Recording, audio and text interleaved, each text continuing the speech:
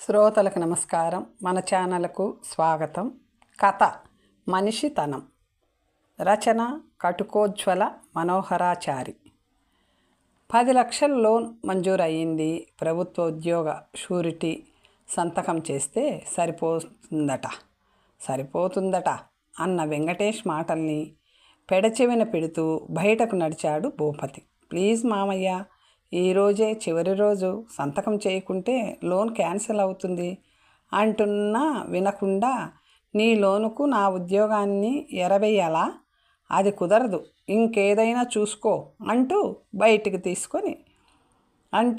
తీసుకొని వెళ్ళిపోయాడు. సొంత చెల్లెలి కొడుక్కి కూడా సాయం చేయని భూపతి నైజానికి చేష్టలుడిగిపోయాడు వెంకటేష్. పెగడపల్లి మండలంలో ఏఏఓగా పనిచేస్తున్న భూపతి ఫీల్డ్ వర్క్ చూసుకొని మధ్యాహ్నం ఇంటికొచ్చాడు. భోజనం చేసి 3ంటికి మళ్ళీ పెగడపల్లి బయలుదేరాడు. కరీంనగర్ నుండి పెగడపల్లికి బైకు మీద గంట ప్రయాణం. 10 లక్షల లోన్ కోసం షూరిటీ సంతకం చేయడం అతనికి ఇష్టం లేదు. ఆ మాటకొస్తే ఇతరులకు సాయం చేయడం పట్ల పెద్దగా ఆసక్తి లేదు భూపతికి. వెదిర క్రాస్ రోడ్డు వద్ద పెగడపల్లి వైపు తిరుగుతుండగా ఎదురుగా ఓ వ్యక్తి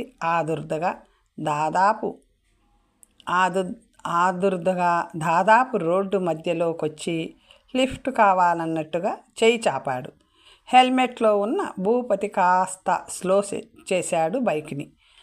ఆ వ్యక్తి ఆందోళన, ఆదుర్ద కలగలిసిన గొంతుతో, ప్లీజ్ సార్, గోపాలరావు పేటగా దాకా లిఫ్ట్ ఇవ్వండి ప్లీజ్, చాలా అర్జెంటుగా వెళ్ళాలి అన్నాడు. అతను హరినాథ్, వెదిర్ హై స్కూల్లో ఇంగ్లీష్ టీచర్గా పనిచేస్తున్నాడు. భూపతి ఏమీ మాట్లాడకుండా బైకును ముందుకు కదిలించాడు. హరినాథ్లో ఆందోళన ఉధృతంగా కాసాగింది. ప్లీజ్ సార్, ఇంటి దగ్గర మా ఆవిడకు నొప్పులుస్తున్నాయట అన్నాడు వెనక నుండి అరుస్తున్నట్టుగా. భూపతి ఒకసారి వెనక్కి తిరిగి చూసి లిఫ్ట్ ఇచ్చే ఉద్దేశం లేనట్లు అదే స్పీడులో ముందుకు వెళ్ళిపోయాడు. అతను నిస్సహాయంగా చేతులు విదిలించాడు. ఇప్పట్లో మరో వాహనం వచ్చేలా లేదు, ఎట్లా? అప్పటికి దాదాపు అరగంట నుండి అక్కడ వెయిట్ చేస్తున్నాడు అతను. వెదిర క్రాస్ రోడ్డు నుండి గోపాలరావుపేటకు దాదాపు 24 కిలోమీటర్లు ఉంటుంది. బస్సు రావాలంటే 5 అవుతుంది. 1-2 ఆటోలు వెళ్ళినా వాటిల్లో ఖాళీ లేదు. లిఫ్ట్ కోసం చూస్తే 2 బైకులు వెళ్ళాయి, కానీ మొదటి 2ంటికి ఖాళీ లేదు. 3వ అతను భూపతి కనీస కనికరం కూడా లేకుండా నిర్లక్ష్యంగా చూస్తూ వెళ్ళిపోయాడు. అలాగే అసహాయుడై మెయిన్ రోడ్డు వైపు చూస్తుండిపోయాడు హరినాథ్. రోజు గోపాలరావుపేట నుండి వెదిరకు బైక్ మీద వచ్చిపోతుంటాడు అతడు. ఈరోజు బడికి తయారై బండి తీసేసరికి ముందు టైర్ పంక్చర్ అయి ఉంది. చేసేది లేక టైం అయిపోతుందని సమయానికి వచ్చిన బస్ ఎక్కి క్రాస్ రోడ్డు నుండి ఆటోలో స్కూల్లో వచ్చి పడ్డాడు. ఇంటి దగ్గర నెలలు నిండిన భార్య వసంత తను 4 రోజులు సెలవు పెడతానంటే వారించి పంపించింది. తీరా బడికొచ్చాక డాక్టర్ ఇచ్చిన డేటుకు 10 రోజుల ముందే నొప్పులు మొదలయ్యాయి. వసంతకు లంచ్ టైంలో ఫోన్ రావడంతో 3 గంటలకు హుటాహుటిన బయలుదేరి స్కూల్ నుండి క్రాస్ రోడ్డుకు ఆటోలో 5 నిమిషాల్లో చేరుకున్నాడు. కానీ ఇప్పుడేమో ఇటువైపు వెళ్లేందుకు ఏ వాహనము దొరకడం లేదు.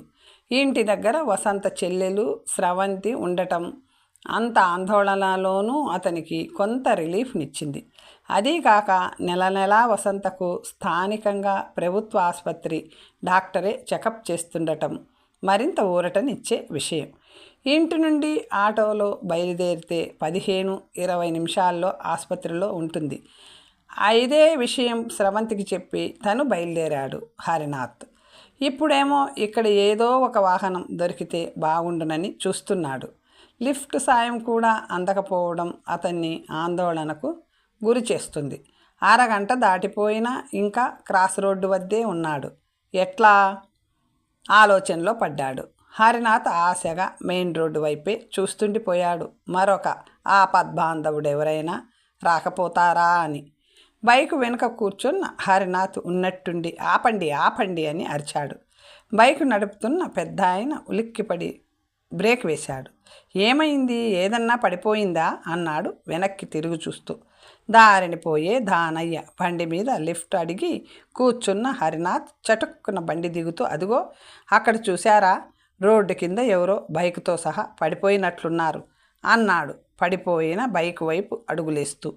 పెద్ద ఆయన తను బండి దిగకుండానే, అర్జెంటుగా పోవాలన్నావు కదా, నీ ఇంటామెకు పురిటి నొప్పులుంటివి, మరి జల్దీ పోవాలని లేదా అన్నాడు.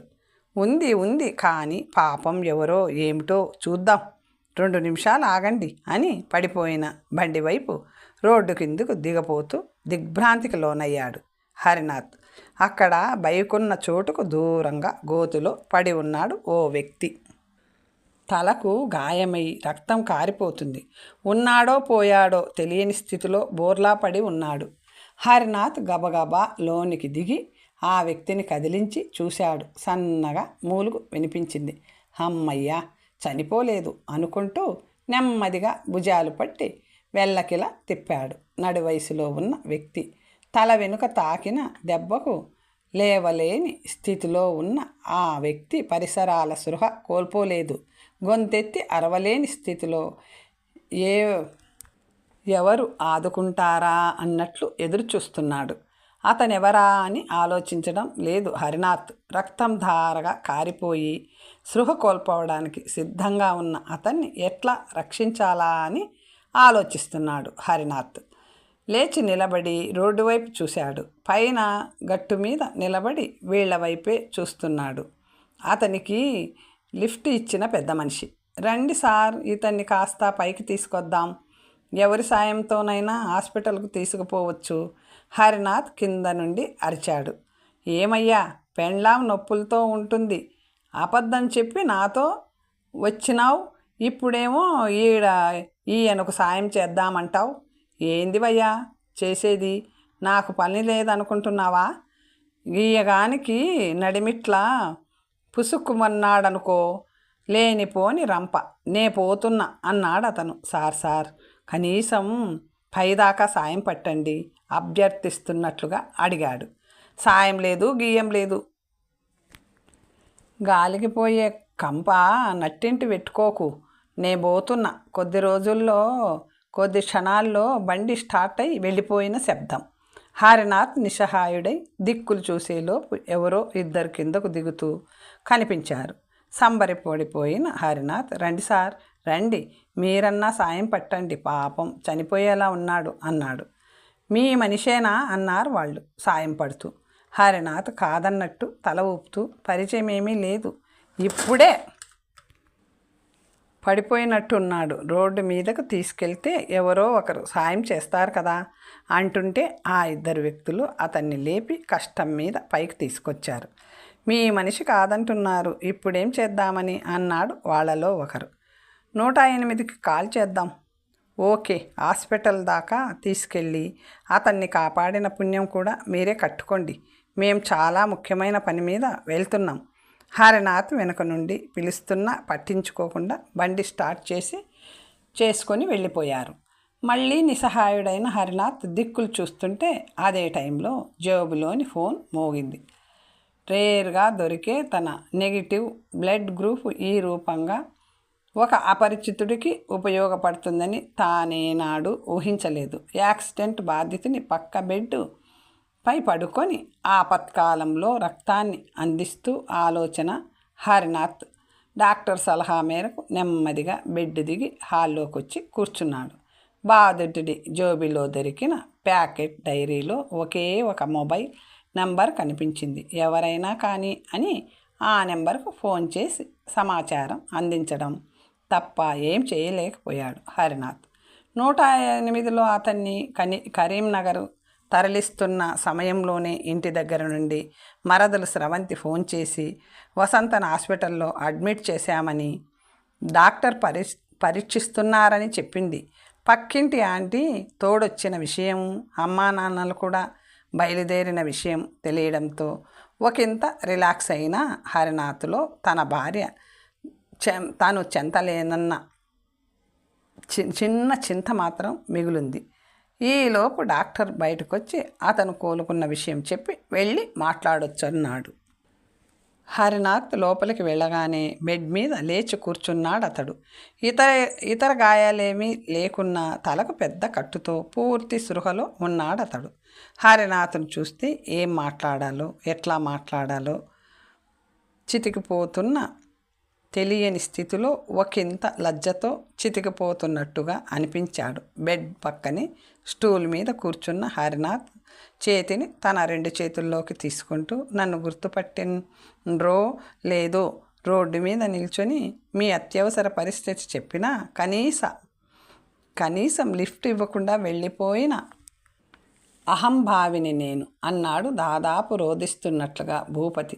తెలుసు అన్నాడు సింపుల్గా హరినాథ్. భూపతి విస్తుబోతూ, గుర్తుపట్టి కూడా మీ ఎమర్జెన్సీని వదిలిపెట్టి నాలాంటోడికి సాయం పట్టి హాస్పిటల్కు తెచ్చి రక్తం ఇచ్చి మీలాంటి మనుషులు అరుదుగా ఉంటారు సార్.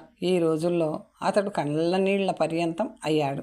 హరినాథ్ అతన్ని అనునయిస్తూ, అది సరే, ఇప్పుడు ఎట్లా ఉంది మీకు అన్నాడు. నాదేముంది సార్, మీలాంటి మంచి వ్యక్తికి సాయం చేయలేని దౌర్భాగ్యుని నేను. ముందు మీ భార్య పరిస్థితి ఏంటో చెప్పండి అన్నాడు ఉద్విగ్నంగా. అప్పటికే నర్సు వచ్చి మీరు కాల్ చేసిన వ్యక్తి వచ్చిండు సార్ అంది. హరినాథ్ లేస్తూ, మీరన్నట్లు నేను మీకు చేసింది మంచే అయితే అక్కడ నా భార్యకు కూడా మంచే జరుగుతుందని నమ్ముతాను సార్ అన్నాడు విశ్వాసంగా. భూపతి ఉద్విగ్నంగా, తప్పకుండా మీకు మంచే జరుగుతుంది, మంచే జరగాలి అంటుండగానే హరినాథ్ చేతిలో ఫోన్ మోగింది. అటు నుండి స్రవంతి సంతోషం పట్టలేనట్టుగా చెబుతుంది. బావా, అక్కకు నార్మల్ డెలివరీ, పాప పుట్టింది. అమ్మ, నాన్న, పక్కింటి ఆంటీ అందరం ఇక్కడే ఉన్నాం. ఎవ్వరిబడి హ్యాపీ, ఉబ్బి తబ్బి అవుతోంది ఆమె. హరినాథ్ మొహం వెలిగిపోతుంది. మీరన్న మంచే జరిగింది సార్. మా ఇంట్లో మహాలక్ష్మి పుట్టింది. అతను షేక్ హ్యాండ్ ఇచ్చి కదిలిపోతుంటే, ఇలాంటి వాళ్ళ మంచితనమే, అదే ఆ మనిషి తనమే తమకు ఏ ఆపద రాదనే ఆత్మవిశ్వాసాన్ని అనుకుంటుండగా లోనికి అడుగుపెట్టాడు వెంకటేష్. ఎట్లా జరిగింది మావయ్య? ఇందాక హరినాథ్ అనే వ్యక్తి ఫోన్ చేసి చెప్పిండు. ఇంట్లో వాళ్ళకు కూడా చెప్పకుండా వెంటనే పరిగెత్తుకొచ్చాను. ఈ గవర్నమెంట్ ఆసుపత్రి ఏంటి మామయ్య, ప్రైవేట్ హాస్పిటల్కు షిఫ్ట్ అవుదాం అన్నాడు లేవదీసే ప్రయత్నం చేస్తూ. భూపతిలో తెలియని మార్పుతో కూడిన శక్తి ఏదో ప్రవేశించినట్లు, నేనిప్పుడు మనిషితనం ఎరిగిన మనిషిని, నాకేం కాదు, ఇక్కడే ఉంటాను. నువ్వు లోన్ డాక్యుమెంట్లు సబ్మిట్ చేయడానికి ఇదే చివరి రోజన్నావు కదా, ముందు ఆ డాక్యుమెంట్లు తీసుకురా, సంతకం చేస్తాను అన్నాడు.